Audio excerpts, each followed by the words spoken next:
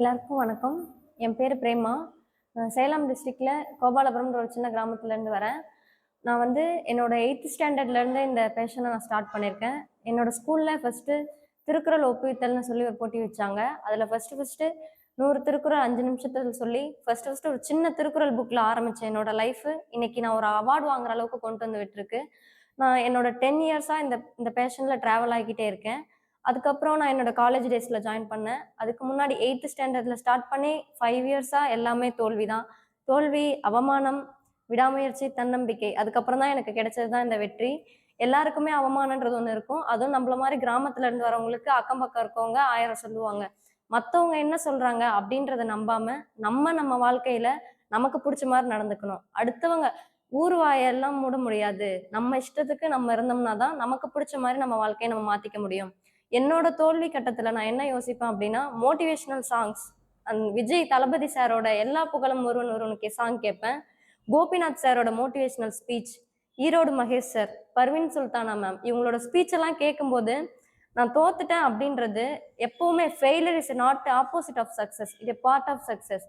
எல்லாருக்குமே தோல்வின்றது ஒண்ணு வந்தாதான் நம்ம எந்த இடத்துல விட்டோம், எதனால தோத்தோம் அப்படின்னு நம்ம ஆராய ஆரம்பிக்கணும். அப்படி ஆராய ஆரம்பிக்கும் போதுதான் நம்ம விட்டதை அடுத்த இடத்துல பிடிக்க முடியும். அப்படி நான் விட்டதை அடுத்த இடத்துல பிடிச்சுதான் 5 இயர்ஸ்க்கு அப்புறம் நான் என்னோட காலேஜ் ஃபர்ஸ்ட் இயர் வந்து அதுக்கப்புறம் தான் காலேஜ்ல ஃபர்ஸ்ட் வின் பண்ணேன். அதுக்கு முன்னாடி திருக்குறள் ஒப்பித்தல் போட்டி, அப்புறம் 8th ஸ்டாண்டர்ட்லயே பொதிகை சேனல்ல அக்ரிகல்ச்சரல் ஐஏஎஸ் எங்க எங்க ஸ்கூலுக்கு வந்தாங்கன்னு சொல்லி 5 மினிட்ஸ்ல 150 திருக்குறள் சொல்லி ஒரு சின்ன டிஃபன் பாக்ஸ், ஒரு திருக்குறள் புக்கு, ஒரு சின்ன டிஃபன் பாக்ஸ், அதுல இருந்து தான் நான் ஸ்டார்ட் பண்ணேன். காலேஜ் வந்து அதுக்கப்புறம் திமுக மூலியமா நடத்தப்பட்ட ஒரு பேச்சு போட்டியில போய் வாழப்பாடியில மாவட்ட அளவுல 3வது இடத்தை பிடிச்சு 5000 ரூபாய் கேஷ் பிரைஸ் வாங்கினேன். அதுக்கப்புறமேட்டுக்கு தான் நான் வேஃபேரோ சேனல்ல வந்து ஜாயின் பண்ணேன். வேஃபேரோ சேனல் ஆன்லைன் மூலியமா தான் நான் ஜாயின் பண்ணேன். நான் இப்போ ஒரு எம்என்சி கம்பெனில ஒர்க் பண்ணிட்டு இருக்கேன். அங்க ஒர்க் பண்ணிட்டு வந்து ஆட்ஸை பார்த்து அதுக்கப்புறம் ஒரு ஒரு லெவலாக first level, second level, third லெவல்னு வந்து ஃபைனல், செமி ஃபைனலிஸ்ட் ஆகி அப்புறம் ஃபைனலிஸ்ட் ஆகி டைட்டில் வின்னராக வந்தேன். இந்த இடத்துல டைட்டில் வின்னராக வந்ததுக்கு அப்புறம் தான் எனக்கு ஒரு ரெகனைசேஷனே கிடைச்சிது. அது வரைக்கும் நான் பேசுறேன் அப்படின்றது வெளி உலகத்துக்கு யாருக்குமே தெரியாது. நான் போற ஸ்கூல், நான் போற காலேஜ், அதுக்குள்ள அந்த சரௌண்டிங்ஸ்குள்ளேயே தான் நான் வாழ்ந்துட்டு இருந்தேன். இப்போ இன்ஸ்டாகிராம் பேஜ்லயோ யூடியூப்லயோ வந்ததுக்கு அப்புறம் எனக்குன்னு ஒரு ஐடென்டிட்டி வந்திருக்கு. என்னை பார்த்தாவே ஒரு பேச்சாளர் இவங்க அப்படின்னு ஒருத்தர் சொல்ற அளவுக்கு நான் வந்திருக்கேன். என்ன ஒரு நெக்ஸ்ட் பொசிஷன் மூவ் பண்றது கூட என் மேல நிறைய பேர் நம்புறாங்க. அதுக்கெல்லாம் காரணமா இருந்தது வேஃபேரோ தான். இப்போ வேஃபேரோ மூலியமாவே வந்த ரைஸ் ஆஃப் டேலண்ட் இந்த ஷோலையும் ஜாயின் பண்ணி நான் மறுபடியும் எகைன் ஃபர்ஸ்ட் ப்ரைஸ் வாங்கியிருக்கேன். எனக்கு ரொம்ப சந்தோஷமா இருக்கு. எல்லாருமே யாரு என்ன சொல்றாங்க சொல்லிட்டு போகட்டும். நமக்கு பிடிச்ச மாதிரி நம்ம வாழணும். அதுவும் நம்மள மாதிரி கிராமத்துல இருக்கவங்க கண்டிப்பா முன்னாடி வரணும். முதல்ல நம்மள பிலீவ் பண்ணணும். நம்ம மேல நம்பிக்கை இருக்கணும். மத்தவங்க என்ன வேணா எப்பவுமே கூட இருக்கவங்க நம்ம டாமினேட் பண்ணதான் ஆரம்பிப்பாங்க. நமக்கு ஒரு விஷயம் வேணும் அப்படின்னா நம்ம அடம் பிடிச்சி அதிலே இருக்கணும். முக்கியமா ஃபேமிலியோட சப்போர்ட்டோட இதை நம்ம மூவ் பண்ணோம். எனக்கு என்னோட ஃபேமிலி ரொம்ப சப்போர்ட்டா இருந்தாங்க. இப்போ நம்ம ஒரு விஷயத்த தேடிட்டு இருக்கோம், நான் ஜெயிக்கணும், நான் வெற்றி அடையணும் அப்படின்னு நினைச்சா வெற்றி நம்மளை தேடிக்கிட்டே இருக்கும். ஒரு டைம் தோத்தாலும் அடுத்த டைம் ஜெயிப்போம் அப்படின்றத நாமளே நம்பணும். நம்மளை மத்தவங்க நம்புறாங்கன்றது நமக்கு முக்கியம் இல்ல. எல்லாரும் ஒரு வார்த்தை சொல்லுவாங்க, இன்ஸ்டாகிராம் ரீல்ஸ் எல்லாம் ஸ்க்ரோல் பண்ணிருப்பீங்க, யூனிவர்ஸை பிலீவ் பண்ணுங்க அப்படின்றது. அது யூனிவர்ஸை பிலீவ் பண்றது இல்ல, இந்த உலகமே நம்பதான்றத நம்ம பிலீவ் பண்ணணும். என் மேல இருக்க தன்னம்பிக்கைனாலதான் நான் இந்த அளவுக்கு முன்னாடி வந்திருக்கேன். என் மேல இருக்க நம்பிக்கையில ஒரு சில ஸ்டேஜ்ல நிறைய ஸ்டாஃப்ஸ் தான் என்ன டிகிரேட் பண்ணியிருக்காங்க. அதே இடத்துல இன்னொரு ஸ்டாஃப் வந்து என்னை மோட்டிவேட் பண்ணி அவங்க என்னை முன்னாடி மூவ் பண்ணதுனால தான் அந்த ஒரு ஸ்டேஜ்ல ஏறினேன். அதுக்கப்புறம் வேஃபேரோ, அப்புறம் ஒரு சேனல், அப்படியே வந்துட்டேன். எப்படி பேசணும், ஒரு பேச்சாளரா நம்ம எந்த இடத்துல எப்படி பேசினா வின் பண்ணுவோம் அப்படின்னா, நம்ம பேச ஆரம்பிக்கும் போது தமிழ் பேச்சு போட்டி அப்படின்னா அதுல ஆங்கில சொற்கள் கலப்படமே இருக்கக்கூடாது. ஒண்ணு. ரெண்டாவது, எதுகை மோனையோட பேசணும். மூணாவது விஷயம், நம்ம என்ன கண்டென்ட்டை சொல்ல வரோம் அப்படின்றத அவங்க கொடுத்துருக்க டைமிங்குள்ள சொல்லணும். மோஸ்ட்லி எல்லா ஸ்பீச் காம்படிஷன் போனாலும் மினிமம் 3 மினிட்ஸ் இல்லைனா 4 மினிட்ஸ். அவங்க சொல்றதுல நம்ம ஃபுல்லாவும் ஸ்டார்டிங்கை கொண்டு வரக்கூடாது. முன்னுரை, முடிவுரை, மிடில்ல கருத்து, தலைப்புக்கேற்ற ஒரு குவைட்ஸ். நான் ஒரு தலைப்பு கொண்டு வரேன் அப்படின்னா என்ன தலைப்போ அதுக்கு ஒரு குவைட்ஸ் கொடுக்கணும்.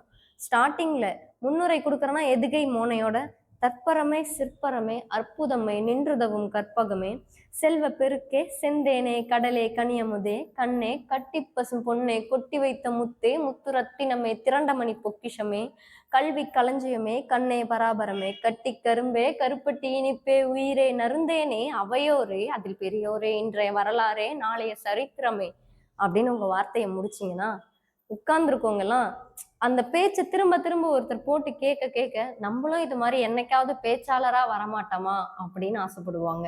அப்போ நம்ம மூலியமா இன்னும் 4 பேரு முன்னுக்கு வருவாங்க. இந்த மாதிரி பேசுங்க. எண்டிங் கொடுங்க, ஹெட்டிங் கொடுங்க, எண்டிங்கும் கொடுங்க, நடுவுல மிடில் அந்த கருத்தும் சொல்லணும். திருவள்ளுவர், கம்பர் இந்த மாதிரி நிறைய பேர் சொன்ன விஷயத்த நடுவுல கொண்டு வந்தீங்கன்னா இவங்க எதையோ ஒப்பிட்டு சொல்ல வராங்க அப்படின்றது அவங்களுக்கு புரியும். சொல்ல வர கருத்தை ஒரு சேனல்லையோ ஒரு ரீல்ஸ்லயோ ஸ்க்ரோல் பண்ணி பார்க்கும்போது வரதை அப்படியே படிச்சு அப்படியே மனப்பாடம் பண்ணி சொல்றது வந்து ஸ்கூல் டேஸ். அங்க வந்து சின்ன சின்ன பிள்ளைங்க அவங்களுக்கு எதுவும் தெரியாது, அதனால அப்படி சொல்லுவாங்க. ஆனா நம்ம வந்து அதை வந்து கம்பேர் பண்ணணும். எதோட கம்பேர் பண்ணா நிறைய விஷயம் நமக்கு கிடைக்கும். எல்லா போட்டியிலையுமே ஒரு 5 காம்படிட்டர் வராங்க அப்படின்னா 5 பேருமே நம்மள மாதிரி திறமையானவங்களா தான் இருப்பாங்க. அப்ப 5 பேத்து கூடயே நம்ம போட்டி போடணும். நம்ம ஈக்குவலுக்கு நம்மளோட இருக்கவங்கள போட்டி போடணும்னா ஒரே டாபிக், ஒரே கண்டென்ட் அப்படியே கொண்டு போனா ஜட்ஜஸ்க்கு யாரோ ஒருத்தர் செலக்ட் பண்ணுவாங்க. அப்படி இருக்கக்கூடாது. யூனிக்குவா நம்ம தனியா தெரியணும். அப்போ நம்மளோட ஸ்டார்டிங் பாயிண்ட், நம்மளோட எண்டிங் பாயிண்ட், சொல்ல வர கருத்தை கரெக்டா சொல்லணும். அந்த 5 நிமிஷத்தை டைம் மீறாம இதை எல்லாத்தையும் மெயின்டைன் பண்ணிட்டு வந்தோம்னா கலப்படம் இல்லாம சொல்லணும். முக்கியமா நம்ம தலைப்பை ஒட்டி மட்டுமே நம்ம பேசணுமே தவிர தலைப்பை தாண்டியும் பேசக்கூடாது. மற்றவங்கள டீக்ரேட் பண்ற மாதிரியோ அவங்க மனசு கஷ்டப்படுற மாதிரியோ ஆப்போசிட்ல இருக்கவங்கள எதுவுமே இது பண்ண மாதிரி இது மாதிரி டிபேட்ல ஜாயின் பண்ணா கூட நம்ம தலைப்பை ஒட்டி மட்டும்தான் நம்ம பேசணுமே தவிர மற்றவங்களோட தலைப்பை ரொம்ப டீக்ரேட் பண்ணி பேசக்கூடாது. ஸோ ஏன்னா டீக்ரேஷன் அப்படின்றது நம்மள மாதிரி போட்டியாளர்களுக்கு நிறையாவே தெரியும். ஃபர்ஸ்ட்டு தோல்வி அடைஞ்சு அவமானப்பட்டு அந்த மாதிரி தான் நம்மளும் வந்திருப்போம். ஸோ நம்மளும் அந்த மாதிரி யாரையும் பண்ணாமல் கரெக்டாக பேசி முன்னுக்கு வந்தால் என்ன மாதிரி நீங்களும் பேச்சாளராக வரலாம். எனக்கு வந்து ஃபர்ஸ்ட்டு மைக்கில் பேசணும் அப்படின்றது தான் ஒரு ஆசையாக இருந்துச்சு. ஒரு கட்டத்தில் அதுவே ஒரு பெரிய லட்சியமாகவே மாறிடுச்சு. கிட்டத்தட்ட நான் ஏங்கி 8th ஸ்டாண்டர்ட் வரும்போது தான் அந்த மைக்கை என் கையில் பிடிக்கிறதுக்கான ஒரு வாய்ப்பே கிடைச்சிது. அப்போ தான் எங்கள் ஸ்கூலில் மல்லிகரை கவர்மெண்ட் ஹையர் செகண்டரி ஸ்கூலில் படித்தேன். தமிழையான்னு ஒருத்தர் இருந்தார். திருக்குறள் சொல்லணும்னு சொன்னாங்க. வீட்டில் வந்து சொன்னேன். கரெக்டாக எங்கள் அம்மா சொன்னாங்க, ஒரு நாளைக்கு 10 திருக்குறள் படி, 5 நாளைக்கு 50 திருக்குறள் படிச்சிடலாம் அப்படின்னாங்க. நான் போய் 5 நாளைக்கு அப்புறம் வெள்ளிக்கிழமை அன்னைக்கு எல்லா 5 ஸ்டாஃப்ஸ் உட்காந்துருக்காங்க. அவங்க முன்னாடி நின்று சொன்னேன். எல்லாருமே ஆச்சரியமா பார்த்தாங்க. அதுக்கப்புறம் வந்த ஒரு ஜனவரி 26 அன்னைக்கு நான் அதை வந்து மைக்கில் சொன்னேன். அன்னைக்கு எல்லாருமே பார்த்து ரொம்ப பாராட்டப்பட்டேன் அன்னைக்கு ஒரு நாள். அதுக்கப்புறம் மறுபடியும் எங்கள் ஸ்கூல்லேயே அக்ரிகல்ச்சர் ஐஏஎஸ் அண்ணாதுரைன்னு ஒரு சார் வந்தார். அவர் முன்னாடி நான் பேசி பொதிகை சேனலில் 27 அன்னைக்கு நியூஸில் வந்தேன். ஆனால் அந்த நியூஸை நானே பார்க்கல, மேமெல்லாம் பார்த்துட்டு தான் சொன்னாங்க. அதுக்கப்புறம் 10th படிக்கும்போது அதே திருக்குறள் ஒப்புவித்தல் போட்டியில் கலைத்திருவிழா, அரசு கலைத்திருவிழா நடத்துவாங்க. அந்த அரசு கலைத்திருவிழாவில் பங்கேற்று மாவட்ட அளவில் 3வது ப்ரைஸ் வாங்கினேன். அதுக்கப்புறம் 11th 12th ரெண்டுலேயுமே நான் நிறைய ஸ்பீச் காம்படிஷனில் பார்ட்டிசிபேட் பண்ணியிருக்கேன். ஆனால் 12th வந்து காமராஜர் பேச்சு போட்டியில் தான் ஃபர்ஸ்ட் ப்ரைஸ் வாங்கினேன். அதுக்கப்புறம் காலேஜ் வந்து ஜாயின் பண்ணேன். வீக்லி ஒன்ஸ் எங்கள் காலேஜில் இந்த மாதிரி ஸ்பீச் காம்படிஷன் வைப்பாங்க. அதில் ஒரே ஒரு டைம் தான் பார்ட்டிசிபேட் பண்ணேன். அதுக்கப்புறமேட்டுக்கு வைக்கல.